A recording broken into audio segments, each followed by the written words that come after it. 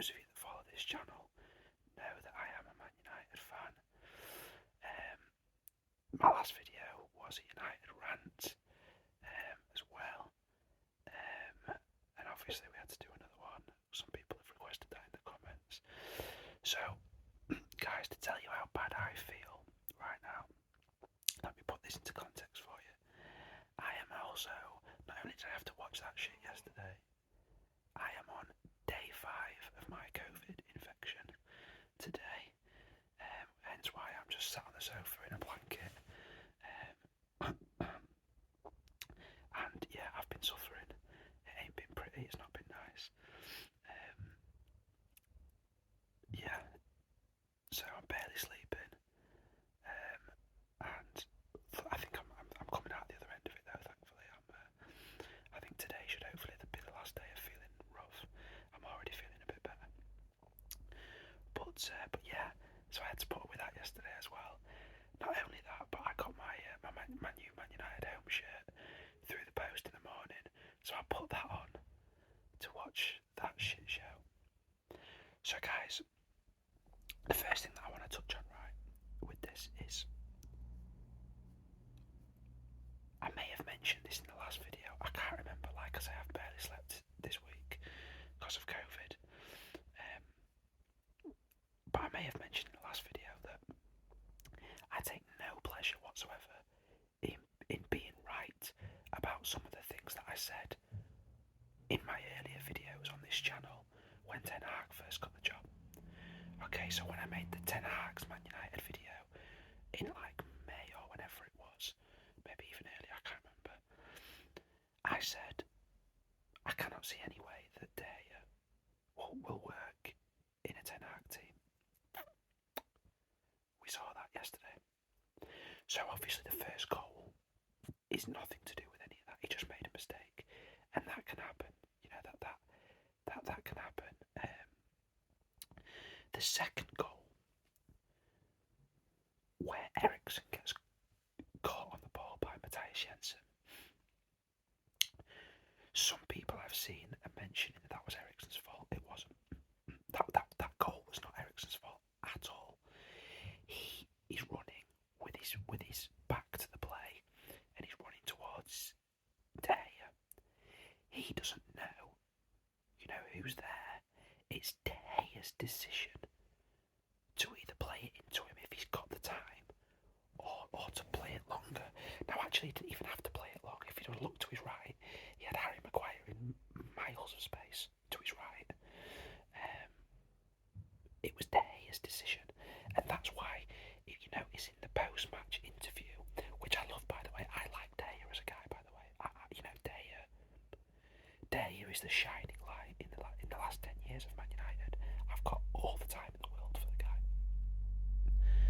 And De Gea came out and did the post-match interview because he's clearly said to the team, he's clearly kind of said, look guys, it's me that's lost us these 3 points. I'll go and face the music.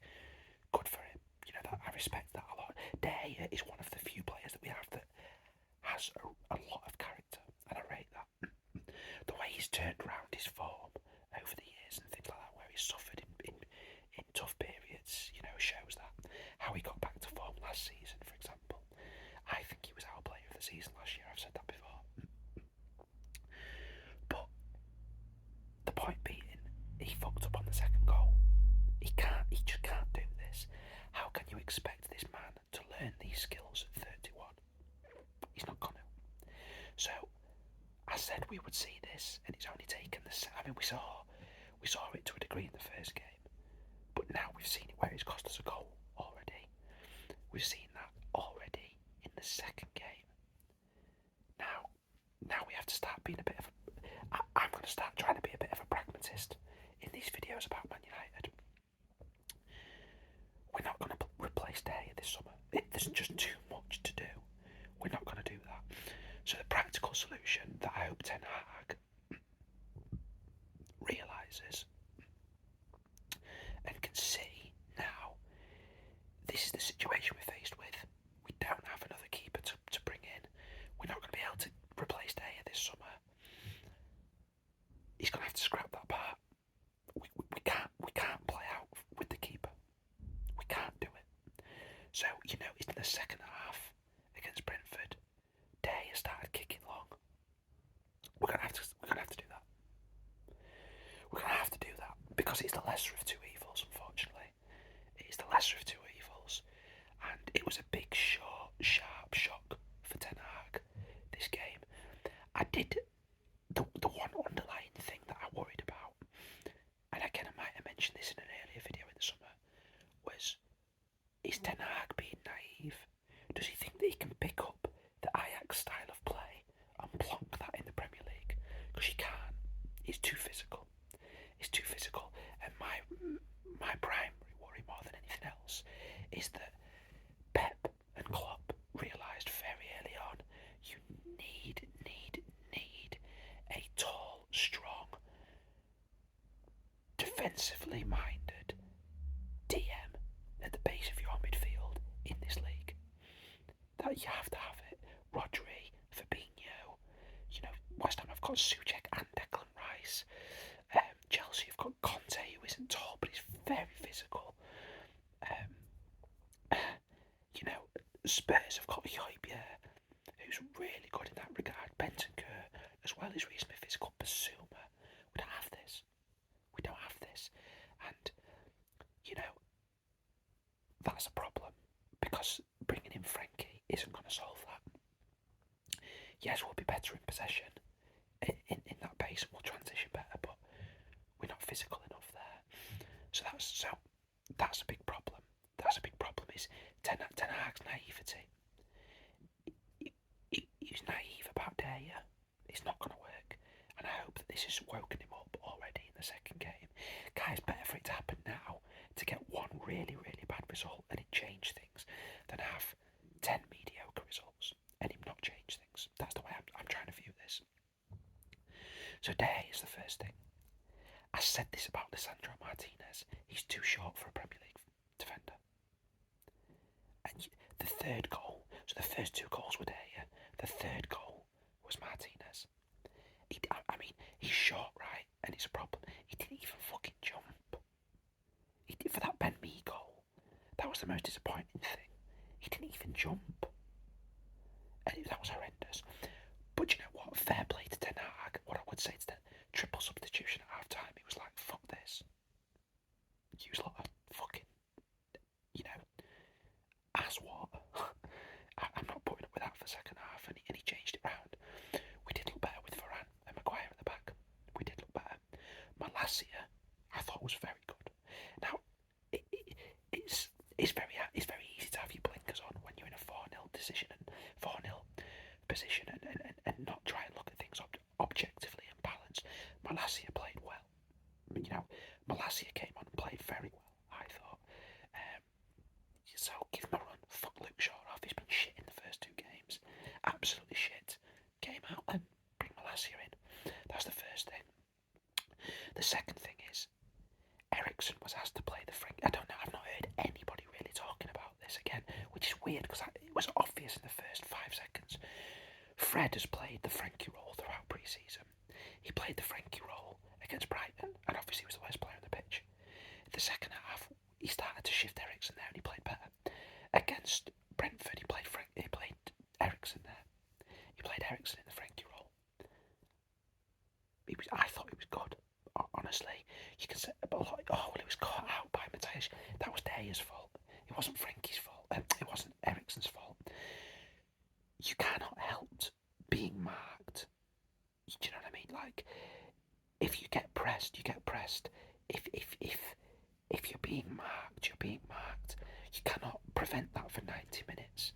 It's the player that's passing to his job to understand whether you're in a position to be able to receive the ball or not. And actually, that was the one time where Eriksen got caught. He didn't for the rest of the game. He actually manoeuvred space for himself well. He kept things ticking over. He did far better than Fred. I'm not saying he was perfect, but he did far better than Fred in that role. So I would continue with that against Liverpool. We have to. And actually, Eriksen I thought was neat and tidy. I thought across 90 minutes, I thought Eriksen was our best player. I'd love to hear people that watch the game, I'd love to hear your thoughts on that, but for me, I thought Eriksen was clearly the best player. And Malacia, And that's where the good news finishes. That's it. I've got nothing else good to say about any other player on the pitch. Eriksen and Malacia.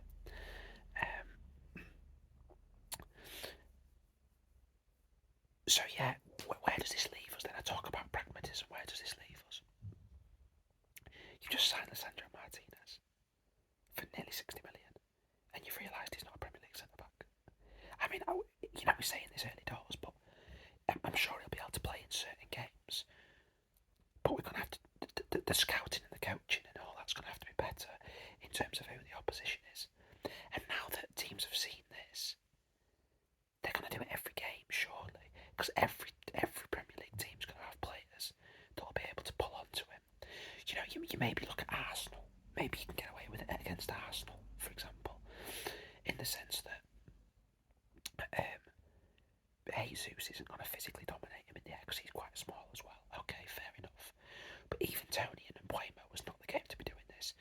What we are going to have to do is set pieces, the defensive position in there. We're going to have to get creative there because you cannot have the typical setup of your centre backs going and marking the main players and winning the main balls in corners and defensive free kicks. He's too short to do that. Honestly, you maybe even put him on the edge of the box. Do you know what I mean? He's just too short. You'd rather have a Marcus Rashford or somebody like that trying to defend than Martinez in these defensive set-piece situations because he's taller. You just can't do it. You can't do it. So if they are going to have him in the team as centre-back, they're going to have to get creative. He can only play centre-back against teams that won't physically threaten him in terms of height, in terms of their strikers, in general play. And then you have to do something with him in defensive set-pieces. Otherwise, he's on the bench or you play him in midfield. That's the reality of it. That's the reality. So that's a problem already. And we can't go and sign another centre-back now. So for me, it looks like, you know, you're best off with Varane and Maguire. Again, and trying to rely on Varane's fitness. Maguire against Brentford again. I didn't think he was horrendous. I didn't think Maguire was horrendous. He got caught out and was lucky to not get sent off diving in against the last man. But I think that was Ronaldo losing the ball in front of his own box. You know, just stupid shit like that. Yeah, I didn't think Maguire was horrendous. We can persevere with that again for a little bit now. His first two games, he's certainly not been as bad as his last season's form, but he ain't looking good, put it that way. But what else do we have right now? We have to go and get a centre mid. It's not going to be Frankie, and you know what? That might be a blessing in disguise. I think we need to go and get somebody physically dominant who can also be good on the ball. I mean, I don't know why we're not looking at Boubacar Soumaré. You know, that's his name, isn't it? Let me. Sorry, again, I'm COVID ridden at the minute, so and there's a lot of players with similar names about at the minute. I'm thinking about the guy at PSV. Let me just have a search, because he would seem ideal to me. He would seem ideal. It's that kind of profile that we need. You know, your Tchouaménis, players like this that clearly would adapt to the physicality of the Prem, but are good on the ball at the same time. That's what we need. And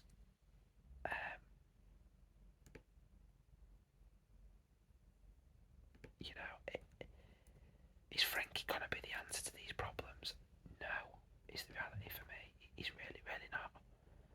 He's really not, because he'll struggle with the physicality as well. Sorry, Ibrahim Sankare. That's what I'm thinking of. Ibrahim Sankare. That's, you know, he's 6'3", really good player. He's really good on the ball. This is who we need. He's just extended his contract with PSV a week ago today. Fuck me. Great. But yeah, that's the kind of player that we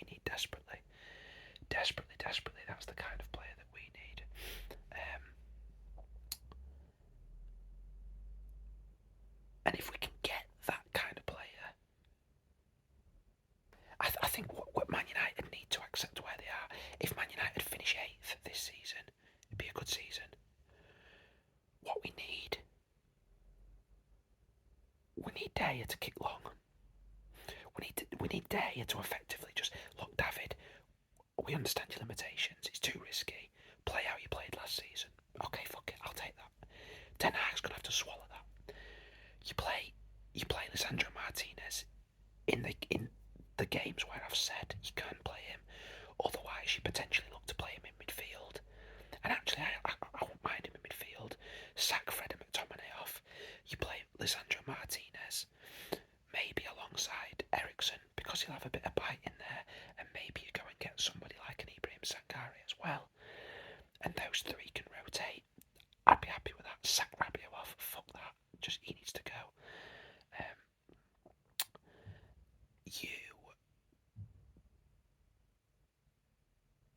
And then from there, you probably go and get another wide player. Cody Gakpo, love the sound of that. He's available on not a lot of money, way less than Anthony. He scores and assists way more. Cody Gakpo, and then you go and get a striker. So Man United need to try and get 3 players in before the end of this window. A striker, a winger, and a centre mid. That's achievable. They can do that. Kick long. Don't play Martinez in games where he's going to get dominated. And if we do that, we've got a chance of finishing in the top 10.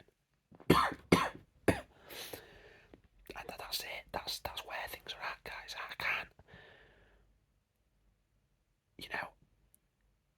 When people were talking about Man United top 4, this is why I was saying 6th.